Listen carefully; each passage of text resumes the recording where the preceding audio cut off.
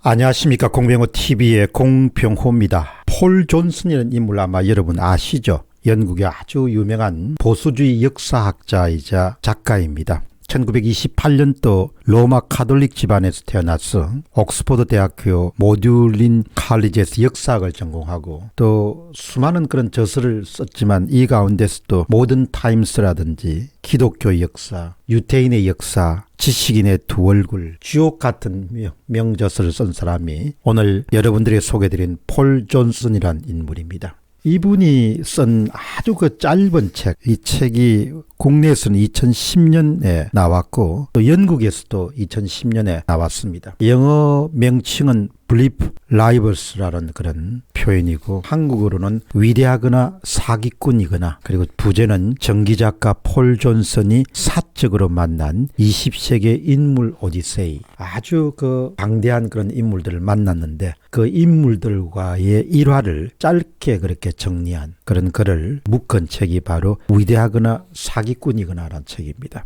여기에 95쪽을 보면 프린세스 다이애나 왕세자비 1961년부터 1997년까지 살았던 그런 인물입니다. 그는 이렇게 시작됩니다. 그녀는 훌륭한 작품이었다. 크고 날씬하면서도 멋지고 강한 근육질의 몸매, 아름다운 골격, 맑고 투명한 피부와 가슴과 손과 발, 균형과 힘과 탄탄함과 민첩함까지 모두 갖춘 아름다운 작품이었다. 제 해설은 이 작가는 매력이라는 것이 또 실력이라는 것이 언어를 구사하는 능력인데 특히 그녀는 훌륭한 작품이었다. 그렇게 시작했지만 또 마지막 문장은 아름다운 작품이었다. 이렇게 표현합니다. 다시 폴 존슨의 글입니다. 그는 내게 자신은 머리가 나쁘고 책을 잘 못 읽는다고 했다. 그런데 그녀가 제일 좋아한다는 로빈슨 크루소의 한쪽을 읽어달라고 했더니 썩 훌륭히 읽었다. 다정하고 감미로운 목소리였다. 우리는 시간이 흐를수록 그리고 사랑의 눈물어도 함께 불렀다. 손글씨도 훌륭했다.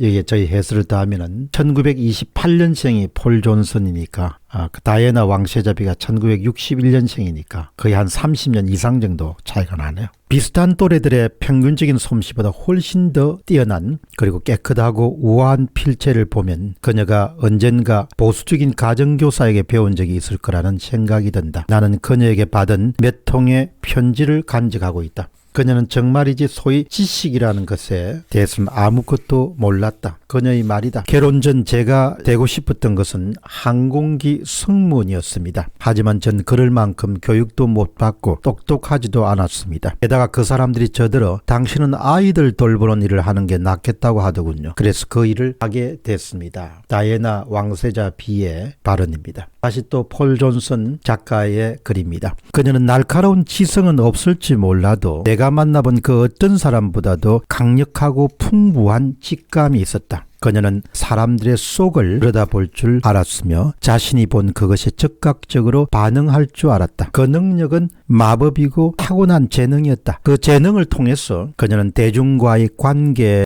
홍보라는 의미가 아니라 대중과의 교류에서 일종의 타고난 천재성을 발휘했다. 그녀는 모든 부류의 사람들을 진정으로 사랑했으며 그 사람들 역시 그녀를 사랑했다. 그녀한테는 우정과 행복이 뿜어져 나왔다. 그녀가 내게 한 말이다. 저의 해설은 찰스 황태자에 비해 가지고 훨씬 더 대중들에게 인기가 있었던 인물이죠. 다이애나 왕세자비가 이제 불의의 사고로 죽음을 당했을 때 영국을 비롯한 온 세계에 많은 사람들이 애도했던 것이 이런 종류의 그녀가 갖고 있던 특별한 능력이었습니다. 그러니까 사람은 저마다 타고난 장기나 강점이 있는 것 같습니다.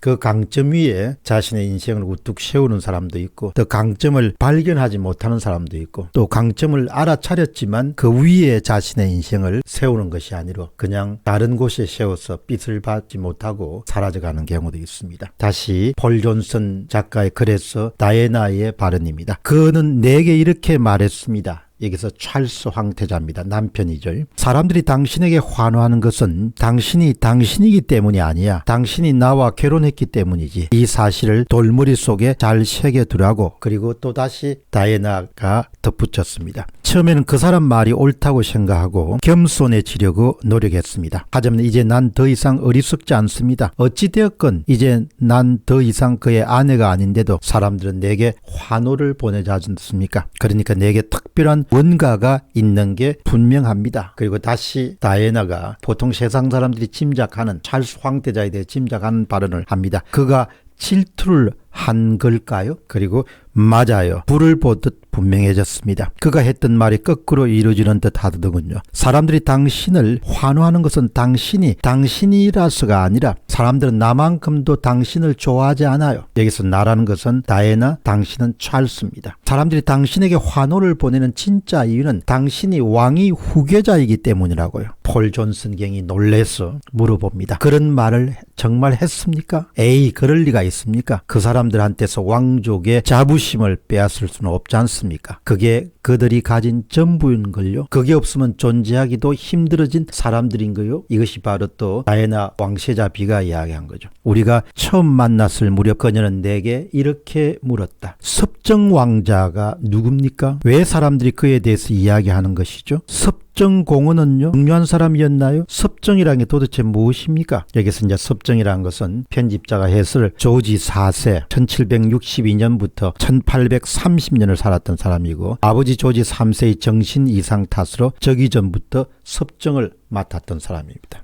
나는 그녀에게 자세히 설명해 주었다. 그리고 그 섭정 왕자는 매우 이기적인 사람이었다고 말해 주었다. 그는 날마다 밤에 자다가 일어나서 시간을 물었다. 그것도 종을 울려서 밤 근무를 쓰는 급사를 불러 시간을 물었고, 그러면 급사는 시계를 보러 갔다. 그의 이런 습관에 질색한 급사들이 그가 직접 시간을 보도록 그의 침대머리에 제일 큰 회중 시계를 세워뒀다. 이에 섭정 왕자는 급사들을 귀찮게 하지 않고 직접 시간을 확인할 수 있게끔 항상 촛불을 켜두었다. 하지만 그 뒤에도 종을 울리는 섭정 왕자의 버릇은 계속되었다. 다이애나는 내가 들려주는 이야기를 무척 재미있어 했고, 그러자 다시 다이애나가 이런 이야기를 했다. 근데 정말 누구랑 똑같습니다. 한 번은 그이가 드레싱룸에서 셔츠를 놓고 불평을 했습니다. 종자가 골라 입으라고 쉐블에 셔츠를 놓아두었는데 마음에 드는 게 없다는 거예요. 제가 보기에는 쉐블 다 정말 괜찮은데 말입니다. 어쨌거나 그이는 종을 울렸습니다. 그리고 달려온 종자에게 이렇게 말했습니다. 이 셔츠들은 다 마음에 안 들어. 그래서 종자는 다시 가서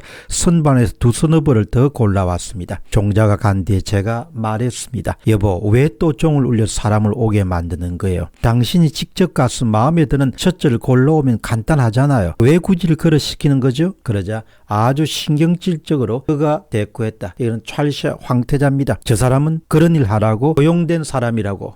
여기까지가 폴 존슨 걸출한 영국의 보수주의 역사학자이자 농객이 쓴 다이애나 편, 위대하거나 사기꾼의 한 편을 여러분들에게 소개해드렸습니다. 마지막에 나오는 누군가를 질투하는 그런 감정은 참으로 본인도 제어하기가 힘들고 주변 사람들을 제어하기 위한 독특한 감정이다. 대중들의 질투도 마찬가지고 개인의 질투도 아주 강력한 그런 감정이다. 공병호 TV의 공병호였습니다. 감사합니다.